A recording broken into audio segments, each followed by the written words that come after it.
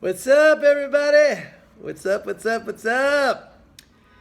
I like listening to all these guys who were so wrong about the Fed and when the Fed was engaging in all their monetary operations like 0% interest and quantitative easing and asset purchases. You know what I'm talking about. All the inflationistas, the shift bots, the Jim Rogers, the print the money, Mark Faber, all these guys. Because for so long they were saying, oh, the Fed is printing all this money. We're going to have inflation. We're going to have hyperinflation. Interest rates are going to spike through the roof. Then, none of that happened. None of that happened. I was on record very early saying that all that stuff is not going to create inflation. In fact, I said it was deflationary. It removes income from the economy. It is price setting lower. Now, and I was right. I said the dollar's going to go up. They're all saying dollar's going to go down. I said dollar's going to go up. Dollar went up. So like now they're all saying, it's funny because I'm listening to these guys and they're all saying, you know what, Janet, they're always on the Fed. Janet Yellen, because I remember last week she said, we don't really understand inflation. And even I had to get on her case about that because inflation is all about price setting. And I'm going to get into that in a second. But these guys, the inflationistas, they're all like, she could print as much money as she wants, but you know what? It's all about money velocity. So like now they switch it to something else. They still don't understand. They still don't get it. They still can't figure out why their theories were not observed in the actual empirical evidence. Why it didn't come to pass. Why didn't we have inflation? Why didn't we have hyperinflation? Why didn't the dollar crash? Oh, so now it's all about money velocity. They picked up something, they picked up on something new, and they think they're smart. Yeah, because the money velocity is so low. Let me tell you something. Here's what it's all about, people. It's all about price setting. It's not even about, I'm telling you, it's not even about if the government spends beyond the capacity to produce all that stuff. Even I used to say that, but it's not that. It's about what the government decides to pay for something. All right, whether that's labor, whether that is, anything that it procures, any part of it, whatever it is provisioning itself with, what it decides to pay. Remember, we always heard the story of like the $1,000 hammer that the Defense Department pays. That's it. It's about price setting. Sometimes it's the government. Sometimes it can be a major actor in the market, let's say a cartel, let's say Saudi Arabia, right? We even saw, sometimes it could be the biggest consumer of something like oil. We saw that with China back in January of 2016 when oil bottomed, and I called that bottom because when it got down to $26, China said, we are setting our domestic price at $40.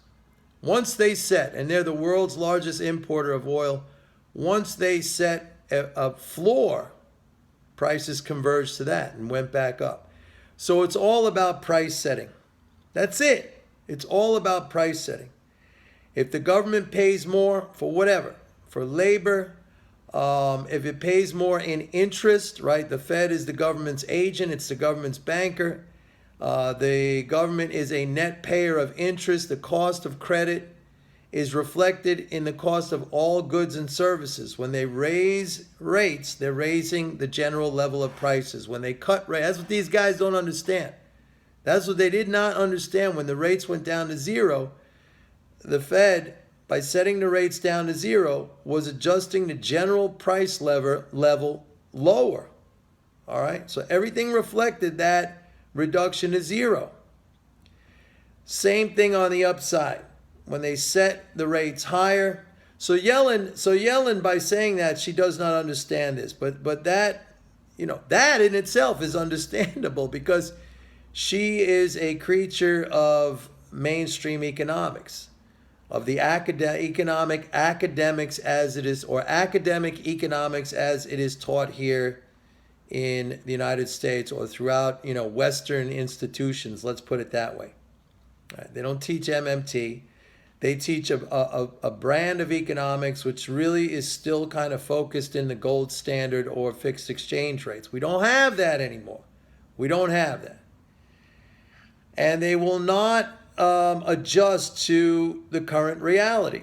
And there are reasons for that, because their thinking has become so institutionalized. And if you want to get into the highest levels of academia, if you want to be recognized, if you are a professor, let's say, and I see this happening with the MMT people, all right, who I used to be close to, but I see it happening with the MMT people who want so desperately to be included in the the very prestigious economic publications that all are controlled by the top schools, the Harvard, Stanford, University of Chicago.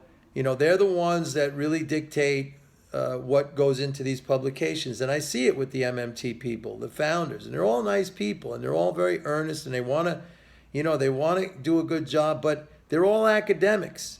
And for an academic, if you're not included in like the gold standard of the journals and publications of your profession, what is considered the gold standard, right? If you're not included in those very prestigious publications and journals of your profession, then you are looked at as lacking credibility. So they want it so bad. They want it so bad. I feel bad for them because, that they are in the academic profession, and that is, really recognition. That's the recognition that they all crave. I'm not, I don't do academics. I'm a trader. I understand MMT. So why has the thinking not embraced? Because the mainstream thinking of economics has been institutionalized, and if you want to stay within that realm, in other words, if you want to be recognized by your peers as within the realm or of the highest levels in your profession, then you have to embrace that institutional thought, and it's completely out of whack with reality. It does not apply to reality. But it's funny. All this stuff is funny when I see these guys, and they're just like they're frustrated. They don't know why, because to them it was so clear and so obvious and so easy to predict what was going to happen. And then when it didn't happen, they're like beside themselves,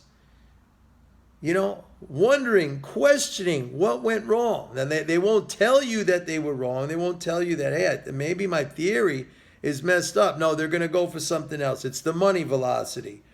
Or it's who knows what it is. It's artificial. The cars we're driving are artificial. The homes we're living in, they're artificial. The clothes on our backs are artificial. The food we're eating, that's artificial. The restaurants we go to, that's artificial. The healthcare we're receiving, that's artificial, right? The bombs we're dropping on Afghanistan and Iraq, that's artificial, right? All that stuff. The aircraft carriers that are running around, provoking or threatening war everywhere, that's artificial. So that's it. That's what they say. Folks, it's all about price setting in every market, in every economy, and it's usually government, because they're the sovereign, and usually they're the currency issuer, and they have the last say, and they impose taxes, and if you don't pay your taxes, bad things happen. So that's the way it's constructed. But it's all about price setting. That's what inflation is. If the government decides to pay higher prices, then the general price level is raised up. If the government decides to pay lower prices or reduces incomes via the interest channel, then the price level comes down. It's very easy to understand. Has nothing to do with printing money. I said this before.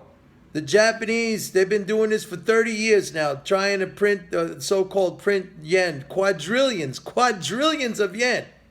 All right? No inflation. Has nothing to do with that. Nothing to do with that. Somebody has to be willing to pay more, and that somebody has to have some either very strong, has to have, let me just put it this way, that somebody has to have monopoly power. So it's either the issuer of the currency, or in the case of OPEC, the Saudis monopoly power with pricing oil.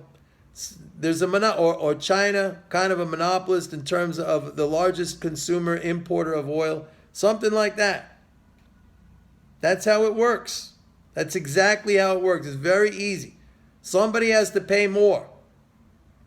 And somebody has to be willing to pay more and more and more continuously for the price to go up. That's the only way.